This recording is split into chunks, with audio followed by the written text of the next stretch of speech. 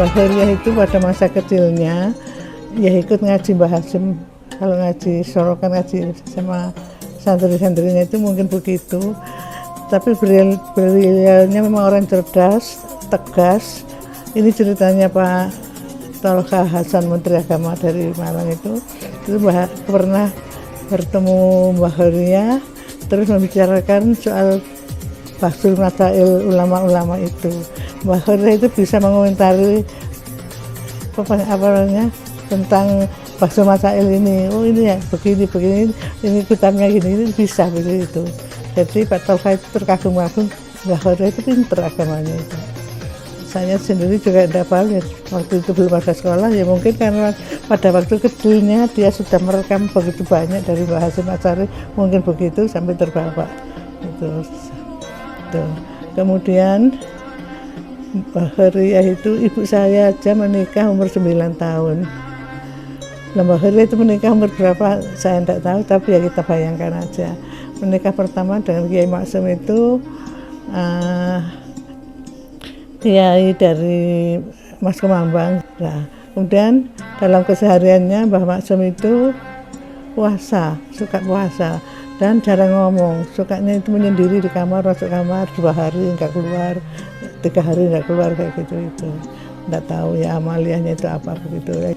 Yang kita banyak saksikan itu putranya banyak tapi meninggal kecil-kecil, belum sampai balita itu sudah meninggal. Yang ada tinggal ibu saya Abidah sama Jamilah, adiknya ibu itu aja. Mbah Maksum ahli falak satu-satunya di Tebuireng pada saat itu. Nah ketika Mbah Maksum sudah punya keluarga, punya anak di Tebuireng, dulunya kan tinggal sama-sama Mbah Hasyim di Tebuireng, terus sudah punya anak, maka Mbah Hasyim itu merintis tempat lain di sebelah ini. Nah sebelah ini pada waktu itu daerah apa ya, daerah kriminal, daerah masih liar, orangnya orang kriminal kayak gitu itu tempatnya, yaitu pelacuran, kriminal apa itu tempatnya ya di sebelah ini. Bukan hanya itu, jinnya banyak juga. Jadi Mbah Maksum itu bukan hanya bermusuhan dengan orang-orang yang ada di sini, tapi juga dengan para jin-jin itu. Nah, Mbah Maksum itu sibuk juga memerangi jin-jin itu, sampai pernah diingatkan oleh Mbah Hasyim, udahlah jangan sibuk ngurusi jin itu, biarkan aja mereka sendiri itu, jangan terus-terusan gitu. Kenapa? Anaknya Mbah Maksum itu kecil-kecil meninggal, bayi meninggal, umur sekian bulan meninggal gitu. Sehingga tinggal 2 itu pun ada syaratnya, katanya rambutnya jangan dipotong, ada harus begini begitu, sehingga selamat dari jin ini, katanya ceritanya itu begitu. Terus Mbah Maksum wafat tahun 1933. Itu ada yang mengatakan 35. Maka Mbah Heriah di sini tinggal sama ibu bapak saya. Yang Mbah Heriah itu waktu ada Mbah Maksum ya biasa ya, orang fungsi seorang ibu dalam satu keluarga kiai kan ya begitu itu. Jadi ketika Mbah Maksum sudah tidak ada, maka Mbah Heriah itu mulai memberi pengajian pada masyarakat ya, di pondok mulai begitu itu pada waktu itu. Sampai 33 sampai menikah dengan Kiai Muhaimin yang di Mekah itu tahun 39. Jadi ya, kemudian menikah dengan Kiai Muhaimin ini. Kiai Muhaimin itu kiai dari Lasem. Itu ya banyak panjang ceritanya ya, tapi Kiai Muhaimin ini rupanya zaman dulu kan orang biasa pergi ke Mekah, kan di sana saya nanya ngaji berapa tahun gitu. Nah Kiai Muhaimin ini tipenya orang yang petualangan, jadi di Mekah gitu petualangan. Akhirnya dia itu bisa menjadi bukan rektornya ya, pokoknya anggota rektornya perguruan ini, saya lupa apa namanya, universitasnya itu loh, mungkin yang ada di Mekah pada waktu itu. Kemudian dia di situ menetap akhirnya di Mekah itu karena dia punya pekerjaan jadi di perguruan tinggi itu. Kemudian istrinya meninggal. Istrinya Kiai Muhyiddin meninggal, maka Kiai Muhyiddin cari istri lagi, kemudian dipertemukan dengan Mbah Khairyah yang nikahnya pun dilaksanakan di sini dengan cara nikah jauh-jauh berjauhan itu. Kemudian tahun 39 Mbah Khairyah diantar ke Mekah oleh Pak Karim, Gus Karim, diantar ke Gus Karim, kemudian Mbah Khairyah menetap di Mekah itu. Terus rupanya Kiai Muhaimin ini rupanya hidup di Mekah, di Arab Saudi itu begitu. Jadi Mbah Khairyah diberitahu, kamu sekarang jauh keluarga, jauh teman, sudah di sini senanglah di sini, tak kasih uang ini sekian. Kalau kamu berbuatlah apa yang baik-baik dengan uang ini. Kalau kurang ambil lemari yang satu, pulang lagi ambil lemari yang dua, rupanya uangnya banyak, kayak gitu itu ya. Mungkin orang di Mekah biasa gitu ya, kita punya uang kok selemari, kayak gitu itu. Nah akhirnya dari bermasyarakat di sana kan banyak kan mukimin yang di Mekah itu dari orang-orang Indonesia yang di Mekah itu banyak. Kemudian mendirikan Madrasah Banat itu asalnya ya untuk keluarga Indonesia yang ada di situ itu gitu. Ini Mbah Khairyah tidak pernah menceritakan yang jelas bagaimana atau kenapa mendirikan itu, ya cuma cerita sepotong. Nah, waktu mendirikan sekolah Madrasah Banat itu reaksi dari orang-orang Arab, penduduk Arab itu besar. Kenapa? Orang Indonesia buka sekolahan, buka Madrasah Banat di Arab Saudi yang pelajarannya itu pelajaran agama Islam, pelajaran bahasa Arab dan gitu. Mereka tidak terima gitu loh. Orang Indonesia kok ngajar bahasa Arab pada orang Arab itu. Kemudian sampai terjadi berhadapan-hadapan gitu. Ayo sekarang kalau orang Arab ngaku pinter bahasa Arab, ayo sekarang lomba pidato. Mana yang lebih baik pidatonya orang Indonesia sama pidatonya orang Arab asli? Nggak berani orang Arabnya itu. Gitu. Ya, asalnya Madrasah Banat ini untuk para mukimin keluarga Indonesia itu aja. Tapi akhirnya bukan meluas. Orang Arab sendiri kan tidak sekolah. Jadi ada sekolah Banat itu ya mereka senang sekali akhirnya menyekolahkan anaknya itu ke situ. Itu. Cuma sampai kapan ini tidak ada yang tahu karena Mbah Khairyah sudah pulang ke sini, sekolahan itu masih jalan tapi lama-lama habis. Sekarang yang ada sekolahan itu semua di bawah pemerintah, jadi mungkin ya karena peraturan pemerintah itu sekolah itu habis ceritanya mungkin begitu. Tapi tidak ada yang bisa ditanyain orang yang pernah tahu itu. Kalau zaman dulunya gitu orang bisa menceritakan Madrasah Banat itu. Tapi haji yang belakangan ini sudah tidak tahu dan tidak ada bekasnya. Sudah pulang dari Mekah ini, kenapa? Kiai Muhaimin wafat sudah. Mbah Khairyah tinggal sendiri di situ. Tapi beliau punya pekerjaan dengan Madrasah Banat ini, jadi kerasan aja sudah begitu lama sudah pomah kata orang Jawa itu, sudah merasa rumahnya sendiri gitu.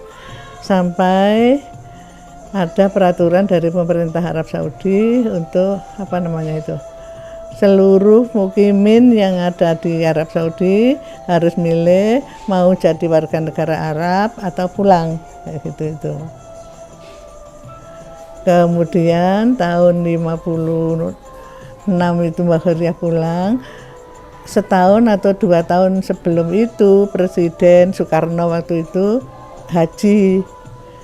Nah, Presiden ini haji, diberitahu ada Mbah Khairyah yang begitu, dipanggil Mbah Khairyah itu ditemui, mau tetap jadi di sini jadi warga negara atau pulang ke Indonesia, kata Presiden itu. Terus jawab Mbah Khairyah ya pulang aja. Kalau pulang ya monggo pulang, di sana masyarakat juga nunggu keberadaan Mbah Khairyah yang begitu itu. Akhirnya oleh Presiden diberi fasilitas kepresidenan untuk pulang itu. Jadi waktu pulang itu Mbah Khairyah itu fasilitas Presiden, jadi luar biasa tentang barang bawaan yang dibawa dari sana seharusnya tidak bisa dibawa itu bawa semuanya. Jadi ini saya tahu sendiri ya, saya kan anak kecil waktu itu melihat kain gelondongan yang masih baru-baru itu di truk itu ada berapa itu jadi 2 truk barang yang mewah-mewah gitu, alat-alat rumah tangga yang ya, di sini kan orang desa belum pernah lihat, itu hebat semuanya itu, tape recorder sembarang ada, semua bawaan barang-barang itu. Nah terus apa namanya Mbah Khoria itu ketika Yai Muhaimin di sana meninggal kan sendiri, tidak punya muhrim, maka ada Mbah Khoria bikin muhrim dengan menikahkan ponakannya dengan cucu-cucunya sendiri supaya jadi muhrim gitu loh. Nah itu saya yang kena waktu itu, saya masih kecil ya, saya dinikahkan dengan Kiai Mas Guri yang ponakan dari mana? Dari tempatnya Kiai Muhaimin itu. Jadi kan jadi muhrimnya Mbah Khoria, jadi nah, sekarang yang derekan kemana-mana ya itu Kiai Mas Guri itu. Terus sampai dengan pulang ke sini juga yang menganukan derekan Kiai Mas Guri itu sampai di Tebuireng. Jujurnya itu di rumahnya Pak Hakam itu almarhum yang sebelah timur itu. Dulu itu namanya Pondok P dulu itu. Jadi Pondok P tinggal di situ berapa lama, kemudian pindah ke dalam Kesembuhan. Di dalam Kesembuhan waktu itu ada siapa pengasuhnya, yang Mbah Kholek mungkin ya, bapaknya Pak Aang itu jadi berdua. Akhirnya dari sana kemudian pindah ke sebelah sini karena dulu berangkat ke Mekah itu ya dari sini, dari sebelah ini. Akhirnya di sini ikut mengasuh pondok dan tabligh ke masyarakat sekitar ini, diundang kemana-mana gitu. Itu dulu naiknya ya naik becak. Mbah Khoria itu besar, orangnya gemuk, yang derekan itu biasanya santrinya masih anak-anak kan kecil-kecil badannya ya gitu, naik becak kemana-mana ya. Itu cuma bukan ngajar kita, maksud saya yang diterapkan itu perilaku. Jadi anak-anak harus begini itu yang itu berkaitan dengan akhlak. Itu yang memulai dulu belum ada jilbab kan, Mbah Khoria sudah menyuruh santrinya berjilbab waktu itu. Jilbab tentunya waktu itu bunder gitu, kalau sekarang kan tidak bunder gitu. Itu sudah tandanya santri sebelah kayak gitu itu. Di sebelah ya akhirnya Mbah Khoria itu orang tua ya, sudah tua ya, akhirnya sakit-sakitan itu di Jombang tidak ada dokternya jantung, sakitnya beliau itu dokter jantung tidak ada, kalau harus ke Surabaya. Dan persoalan ke Surabaya ini bukan main sulitnya ya, zaman itu kendaraan tidak punya, fasilitas apa-apa juga tidak punya, di Surabaya juga tidak punya tempat untuk setelah dari dokter mau ini tidak ada itu. Jadi selama itu Mbah Khoria itu kalau periksa ke Surabaya mobil pinjam siapa gitu, sampai di Surabaya numpang di tempatnya family yang di Surabaya itu, tapi kan nggak bisa selamanya gitu. Tuh, akhirnya pindah dari satu rumah keluarga satu, pindah keluarga yang lain terus sampai berapa kali, sampai 4 kali, berapa kali itu ya, dengan kesulitan yang bukan main kalau ke Surabaya, khususnya mobil tidak punya mobil, jadi setiap kali harus cari mobil. Ya untungnya kalau ada Mbah Khoria itu mobil juga bisa datang sendiri waktu itu. Terus akhirnya Mbah Khoria terilhami bisa beli rumah di Surabaya kemana ya, terus menjual tanah warisannya yang ada di Jombok itu dijual dan dibelikan di Surabaya. Akhirnya sampai hari sepuhnya beliau di Surabaya karena hanya untuk mencari dokter itu tadi. Sampai wafat, tapi wafatnya juga wafat di sini, di pondok sini wafatnya itu. Kalau keteladanan Mbah Horiah itu ini nih mengajari, ya termasuk saya, cucu-cucunya, anak-anak perempuan yang masih remaja pada waktu itu diajari orang perempuan harus bisa cari uang katanya. Kalau suamimu tidak bisa belikan kamu baju, kamu bisa beli sendiri katanya begitu. Jadi hampir semua cucu-cucunya itu diajari ilmunya Mbah Horiah. Saya diajari bikin minuman temulawak, jual minuman itu ya sederhana, tapi batinnya akeh yang dijual itu air itu ndak beli. Jangan kamu nanti bikin temulawak ini aja gitu. Terus ada ipar saya itu juga diajari bikin bubur apa gitu. Nah rupanya Mbah Maksum itu enggak seberapa royal sama uang. Jadi Mbah Horiah itu rupanya harus sering cari uang sendiri untuk pergi-pergian sendiri kelihatan gitu. Karena Mbah Maksum orangnya sudah seperti itu, sukanya itu puasa. Kalau sudah puasa itu masuk kamar itu bisa 2 hari, 3 hari itu enggak keluar-keluar, enggak ngomong-ngomong, enggak apa-apa gitu. Yang enggak tahu yang dikerjakan itu amalia apa, terus seperti itu. Dan ketika dibandingkan dengan Yai Muhaimin yang di sana, alangkah besarnya bedanya itu. Mbah Horiah jadi orang yang begitu makmurnya, dan ya saya juga tidak bisa bayangkan ya, kalau kita biasa hidup di sini hidup miskin kan, di negara kita miskin. Kalau di Arab Saudi kan negara kaya, uang banyak, mau sampai disimpan 1 lemari, 2 lemari, 3 lemari gitu. Nah, jadi ketika pulang Mbah Horiah itu sulit juga menyesuaikan diri dari sana sampai di sini, walaupun itu dalam keluarga. Anak cucunya itu juga sulit, nggak mudah itu kayak gitu. Contohnya itu Bulik Fatim itu putranya Mbah Hasim dari Ibu Kapu. Itu dulu tinggal sama Mbah Horiah, tinggal kesepuan, terus sekolahnya di Mualmat Cukir. Jadi kan lewat jalan besar itu sampai di sana kan. Mualmat Cukir itu sekolahnya dulu yang di pinggir embung ya, artinya dari sini sudah nyampe. Tapi Mbah Horiah bikin peraturan untuk Bulik Fatim ini, dia harus pakai baju hitamnya orang Arab itu, bajunya orang berbatian yang nggak pakai tangan, terus cuma begini kan aja itu. Apa namanya itu, pakai itu. Jadi Bulik Fatimah ini sampai dia itu stres berat tuh, saking harus pakai baju seluruh Indonesia, dia sendiri yang pakai baju gitu kalau berangkat ke sekolahnya. Ya pokoknya baju itu kan nggak ada tangannya, jadi cuma ditutupkan gini aja gitu. Ya, itu dia harus pergi dari Situbondo ke Cukir, pulang pergi kayak gitu. Agak berani kan, mau protes agak berani, sampai stresnya begini saking ininya itu. Ya, jadi peraturan yang begitu itu banyak di keluarga ini, sehingga sulit penyesuaian diri, tidak mudah waktu itu makan waktu banyak kita sama-sama itu.